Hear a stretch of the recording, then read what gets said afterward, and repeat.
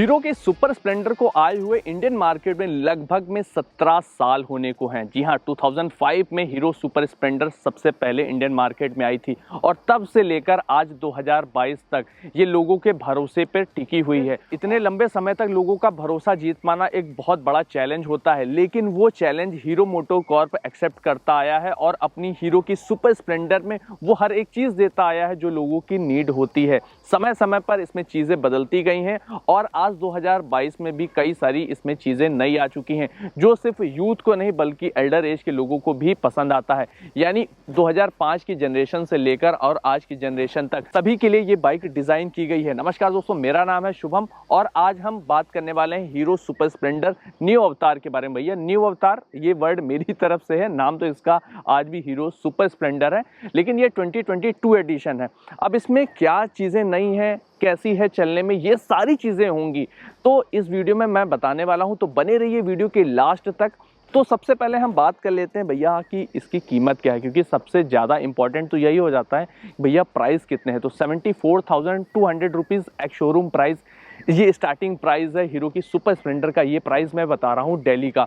वहीं अगर मैं कलर ऑप्शन की बात करूं तो इसमें टोटल 5 कलर का ऑप्शन दोस्तों मिल जाता है। वहीं अगर मैं ग्राफिक्स की बात करूं तो अब पहले से ज़्यादा अट्रैक्टिव ग्राफिक्स देखने को मिल जाते हैं। काफ़ी हाईलाइटेड कलर में आपको इसके ग्राफिक्स देखने को मिल जाते हैं, जो कि आप अगर जब आप इस बाइक को लेकर निकलते हो ना तो ये रोड प्रेजेंस काफ़ी बेहतर मिलती है। बात करते हैं इसकी फ्रंट पोर्शन की। फ्रंट पर आपको आइकॉनिक हेडलाइट देखने को मिल जाती है, वो भी हेलोजन बल्ब के साथ में। इसके अलावा क्या है कि क्रोम का ट्रीटमेंट भी ऊपर की तरफ में किया गया है, जिससे बाइक थोड़ी सी और ज़्यादा प्रीमियम नज़र आती है। वहीं ट्यूबलेस टायर आ जाता है और टायर साइज़ की मैं यहाँ पर बात करूँ तो 80/100 सेक्शन का मिल जाता है। 18 इंचेस के यहाँ पर व्हील आ जाते हैं और फ्रंट पर 130 mm की ड्रम ब्रेक मिल जाती है। भैया ड्रम और डिस्क दोनों का ऑप्शन मिलता है, यानी आपको अगर डिस्क लेनी है, थोड़ी सी और अच्छी ब्रेकिंग चाहिए तो आप डिस्क ले सकते हैं, और अगर आपको ड्रम ब्रेक चलानी है तो आप ड्रम ब्रेक भी चला सकते हैं। तो दोनों का ऑप्शन मिल जाता है। वहीं यहाँ पर IBS ब्रेकिंग सिस्टम मिल जाता है। अब IBS क्या है, देखिए IBS एक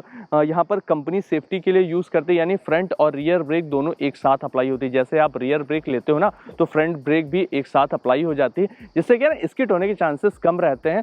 अगर आप हायर स्पीड पे भी होते हो, 70 to 80 km/h की स्पीड पे भी होते हो और आप इंस्टेंट ब्रेक लेते हो तो क्या है ना कि फिसलने के चांस नहीं रहते हैं और बाइक जो है वो बैलेंस्ड रहती है। तो यहाँ पर IBS यानी इंटीग्रेटेड ब्रेकिंग सिस्टम कंपनी देती है। साइड पोर्शन की बात करें दोस्तों तो साइड से आप देखेंगे काफ़ी बड़ी ये बाइक नज़र आती है, लेकिन बड़ी ज़रूर नज़र आती है लेकिन कहीं भी बैठने में कोई भी प्रॉब्लम नहीं होगी।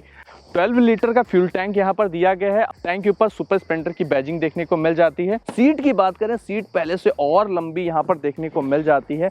कुशन क्वालिटी भी यहाँ पर सॉफ्ट मिल जाती है। कुछ अलग टाइप का यहाँ पर इसका कवर का मटेरियल कंपनी ने यूज़ किया है।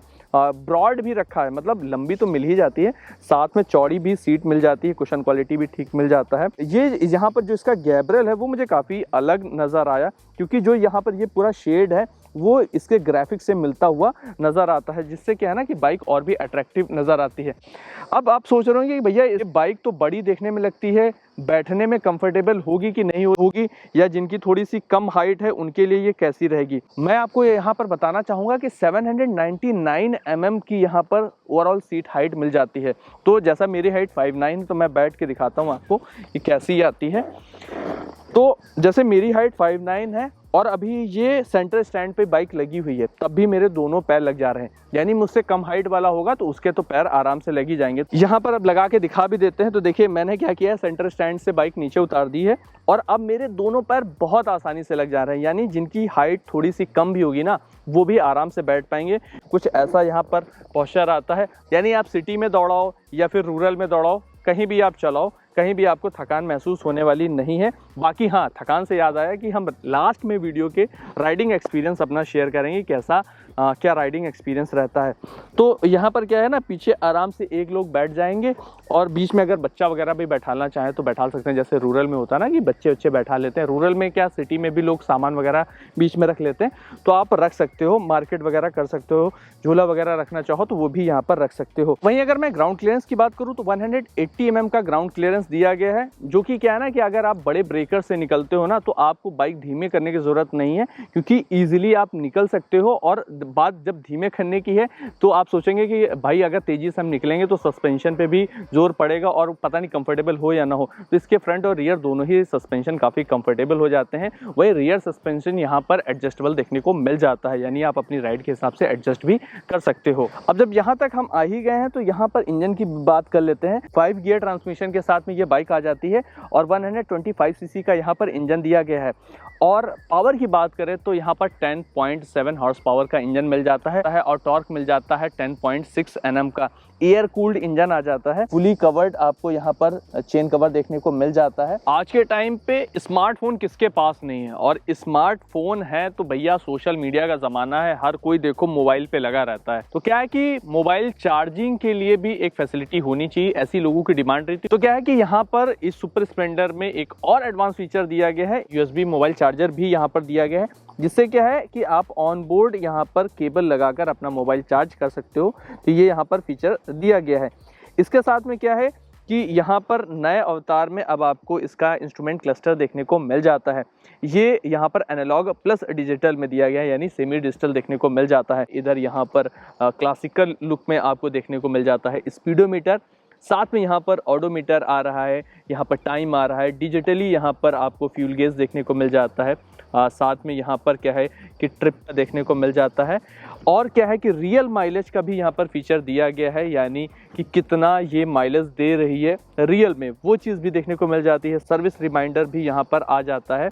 तो काफ़ी सारे फीचर्स यहाँ पर देखने को मिल जाते हैं। साइड स्टैंड इंडिकेटर भी यहाँ पर दिया गया है कि जैसे अगर साइड स्टैंड लगा होगा तो यहाँ पर रेड लाइट जलेगी। दूसरी चीज़ है कि साइड स्टैंड कट ऑफ भी दिया गया है कि साइड स्टैंड अगर लगा होगा, साइड स्टैंड आप लगा देते हो तो ऑटोमेटिक गाड़ी बंद हो जाएगी, बाइक बंद हो जाएगी और बाइक स्टार्ट भी नहीं होगी। तो यहाँ सेफ्टी फीचर भी देखने को मिल जाता है। सारी चीज़ें एक तरफ और लोगों की डिमांड जो रहती है कि भैया माइलेज कितना देती है, वो सवाल एक तरफ। तो क्या है कि माइलेज की बात कर लेते हैं। तो इसमें क्या है कि 13% माइलेज पहले से और ज़्यादा बेहतर हो गया है, यानी 13% जो है माइलेज है वो और बेहतर हो गया है। बाकी डिपेंड करता है कि आप कैसे राइड करते हो, किन रास्तों पे राइड करते हो। कोशिश करो कि क्लच और ब्रेक का कम से कम यूज़ करो और ब्रेक पर जो पैर है वो थोड़ा लाइटली रखो, बहुत ज़्यादा जोर दे के मत रखो ताकि ब्रेक कहीं ना कहीं लग रही हो। कई बार ऐसा लोग गलती कर जाते हैं। बाकी i3s टेक्नोलॉजी तो कंपनी देती ही है कि ताकि क्या है कि आप ट्रैफिक में जैसे होते हो और उसमें क्या है कि आप ब्रेक अगर आप रुक जाते हो तो ऑटोमेटिक थोड़ी देर बाद ये बाइक बंद हो जाती है,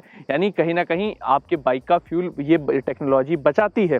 और वहीं क्या है कि आपको जब चलना होता है तो आप हल्का सा थ्रॉटल ले लेते हो, तो ये i3s टेक्नोलॉजी हो जाती है, जिससे क्या है माइलेज और भी बेहतर हो जाता है। 13% माइलेज पहले से ज़्यादा यहाँ पर मिलता है। हीरो की सुपर स्प्लेंडर को काफ़ी अरसे के बाद मैं चलाने जा रहा था और जब मैंने इस बाइक को स्टार्ट किया तो मैं शॉक्ड हो गया, क्योंकि इसका जो इंजन का साउंड है वो काफ़ी ज़्यादा साइलेंट हो गया है और इंजन स्टार्ट होने के बाद भी काफ़ी ज़्यादा शांत है। जब इस बाइक को हमने चलाना शुरू किया तो इनिशियल पिकअप काफ़ी शानदार हमें मिला और इस बाइक को पहले मैं हाईवे पर लेके गया कि ये हाईवे पे कैसी परफॉर्म करती है। मैंने हाईवे पर 4th और 5th गियर में इस बाइक को चला रहा था तो कहीं भी ऐसा मुझे महसूस नहीं हुआ कि पावर की कमी लग रही हो, बल्कि 4th और 5th गियर पे इजीली ये पुल कर रही थी बाइक। इसके अलावा क्या है कि जो इसमें 5th गियर दिया गया है, 5th गियर की वजह से आप हाईवे पर अच्छे से इसको राइड कर सकते हो।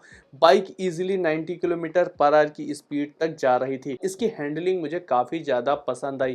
जैसा कि मैंने स्टार्टिंग में ही बताया था कि 5'9" मेरी हाइट है और काफ़ी कंफर्टेबल होके मैं बैठ पा रहा था। मेरे साथ में पिलियन भी था, हम दोनों का वेट अराउंड 150 kg के आसपास था और ट्रैफिक में मैं काफ़ी इजीली हैंडल कर पा रहा था। लाइटर क्लच के होने की वजह से क्या है कि गियर शिफ्ट करने में कहीं कोई इशू नहीं आ रहा था और काफ़ी ज़्यादा हमने इंजॉय किया सिटी में भी। वहीं अगर मैं बात करूं कि वाइब्रेशन कैसे हैं, तो मैंने जब हाईवे पर इसको 90 किलोमीटर पर आवर की स्पीड में चलाया तो कहते तो वाइब्रेशन बहुत कम हो गया है।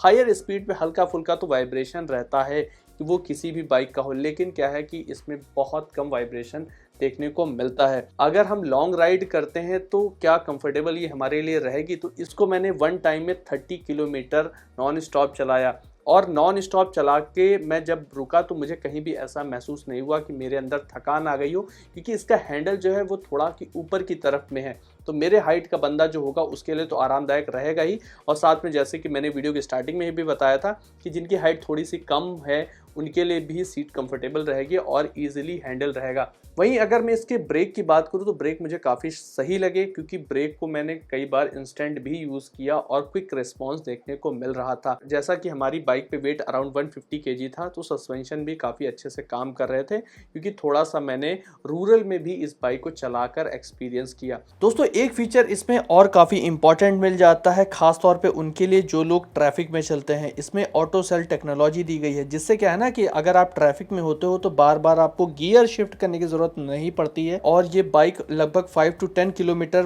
पर आवर की स्पीड में ये धीमे धीमे आगे बढ़ती चली जाती है। इससे क्या है ना कि राइडर को स्ट्रेस नहीं होता है, फटीग नहीं फील होता है, और राइड वो एंजॉय कर पाता है और थकावट बिल्कुल महसूस नहीं होती है। कि अब भैया बात आती है कि क्यों बाइक को परचेज करना चाहिए। बहुत सारे रीज़न मैंने पहले ही बता दिए कि आपको इस बाइक को क्यों परचेज करना चाहिए। इसके अलावा क्या है कि ना हीरो का जो वाइड नेटवर्क है, मतलब सर्विस सेंटर, ऑथराइज डीलर बहुत सारे हैं, जो कि लगभग हर 10 किलोमीटर पे देखने को मिल जाते हैं। यानी अगर आपको कुछ सर्विस से रिलेटेड इशू वगैरह भी आता है तो आप वहां पर जाके दिखा सकते हैं। इसके अलावा क्या है ना कि हीरो की रीसेल वैल्यू, हर कोई जानता है कि रीसेल वैल्यू कैसी है, तो रीसेल वैल्यू भी अच्छी मिल जाती है। यानी आज आप बाइक परचेज करते हो, 10 साल बाद आपको बेचना है, तो आपको एक अच्छा पैसा मिल जाता है और उसके बिहाफ पे आप दूसरी बाइक परचेज कर सकते हो। ये वीडियो कैसा लगा ज़रूर आप हमें बताइएगा, और बाइक कैसी लगी ये भी आप ज़रूर कमेंट बॉक्स में जाके बताइए। इसके अलावा आप जाकर शोरूम पे टेस्ट राइड भी ले सकते हैं।